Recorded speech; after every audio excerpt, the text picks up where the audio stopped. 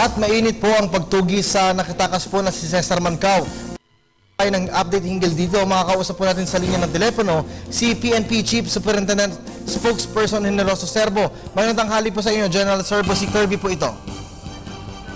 Yes, good afternoon po at sa ating mga tagapakinig. Opo, General, bilang pag-uumpisa po, ano na po ang latest po sa report tungkol po sa kinaroroonan po ngayon ni dating Police Superintendent Mancao? Well, ang pinakamasasabi po natin dyan, ang Philippine National Police, base na rin po sa pag-utos ni General Purisima, kami po ay mahigpit na nakikipagtulungan sa National Bureau of Investigation upang yun nga po, matakip itong si Cesar Mancao. At with regards to information na meron po kami, for security reasons ay wag na lamang po natin pag-usapan. Okay, naiintindihan po natin yan, sir. Pero General, sa ngayon po ba, kaliwat karan po ang paglabas ni Mancao po sa mga media at maging sa mga telebisyon at radyo? Ano ng Philippine National Police po dito?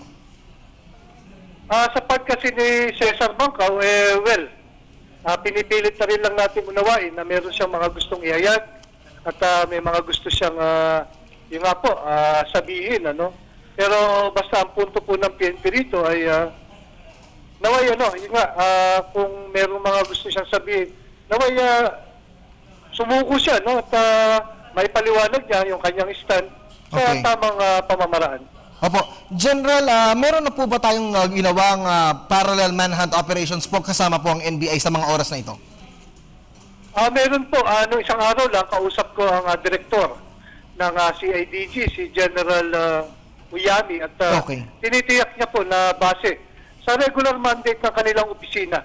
Sila po ay merong ginagawang seryosong effort nang sa ganun maibalik natin o maiharap natin sa hustisya at tagong si Cesar Mancao.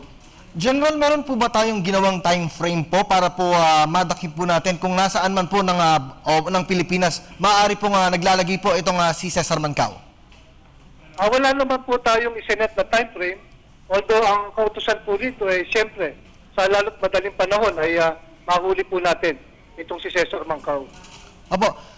General, meron po mga nagsasabi na kinakailangan po nating i-wiretap po yung telepono po para po mas madali po nating matunton itong kinaroroonan ni Mancao. Pero po para po sa inyong o para po sa tugon po ng PNP, ano po ang mas dapat na gawin para po rito?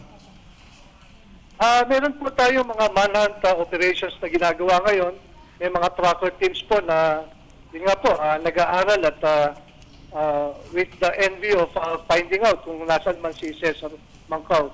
As to the specifics, kung ano man ang taktika o na kanilang ginagawa, I'm sure meron silang mga ine-employ na mga gawi para matukoy ito si Cesar Mancao.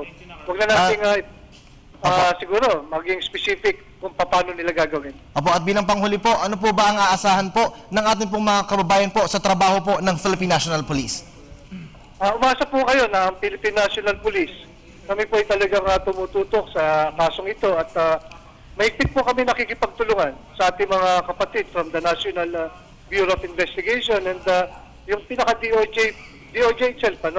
Kami po ay nandito at sumusuporta. Alright, maraming salamat po, General, sa oras po na ibinigay nyo. Si General Generoso Serbo ang tagapagsalita po ng Philippine National Police.